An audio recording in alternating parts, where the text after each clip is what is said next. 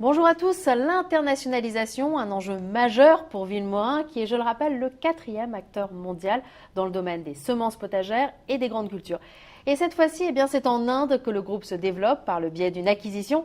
Alors pour en savoir plus sur cette opération, nous accueillons Emmanuel Rougier, directeur général délégué de Villemorin. Emmanuel, bonjour. Bonjour Isor. Tout d'abord, merci d'être avec nous sur ce plateau. Alors Villemorin prend le contrôle du semencier indien Bisco Biosciences. Effectivement, nous venons de signer un accord de partenariat avec la société Bisco Biosciences, au terme duquel nous prenons le contrôle de la société à hauteur de 61%. Mais concrètement, quelle est son activité ? Alors Bisco Biosciences, d'abord, c'est une société familiale qui est basée dans la région d'Hyderabad. C'est une société qui est spécialisée dans les semences de grande culture, principalement les semences de maïs, mais elle vend aussi des semences de riz, de millet et de sorgho. Mais c'est surtout l'activité maïs qui vous a séduit. La société est effectivement une des plus importantes dans le domaine des semences de maïs.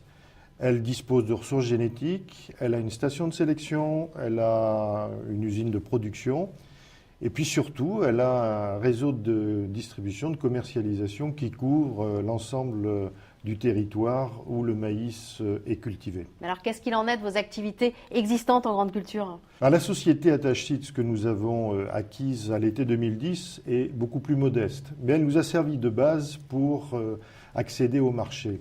La société Attach sera intégrée au sein de Bisco et nous constituons ainsi un ensemble qui sera solide et durable. Et qui représentera quelle part de marché ? D'ores et déjà, nous détiendrons plus de 10% du marché des semences de maïs en Inde, avec un chiffre d'affaires qui devrait approcher 15 millions d'euros. Mais alors pourquoi l'Inde ?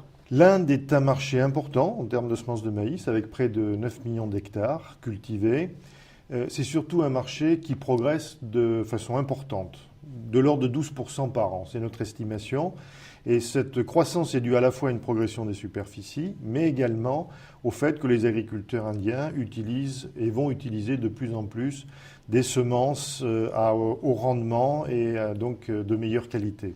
Mais vous êtes aussi présent en Brésil, c'est pas tout à fait la même zone géographique, c'est le moins qu'on puisse dire. Alors non, mais pourquoi ? vous avez raison de souligner du moins une certaine proximité, du moins en termes de ressources génétiques. Effectivement, les types de variétés de maïs que nous utilisons en Inde ont un grand nombre de similarités avec celles du Brésil. Alors est-ce que demain, Villemorin va vendre des maïs OGM en Inde ? C'est effectivement le second volet de notre plan de développement. Nous avons l'intention d'utiliser les travaux amont que nous avons engagés dans le cadre de la société de recherche Genective avec la société allemande KWS. Je vous rappelle que KWS est également, le semencier allemand KWS, c'est également notre partenaire sur les semences de maïs en Amérique du Nord. Donc de beaux objectifs alors. C'est un objectif à horizon 2020. À cet horizon, nous avons l'ambition de doubler la part de marché que nous avons aujourd'hui après cette acquisition. Emmanuel, merci. Merci Isor.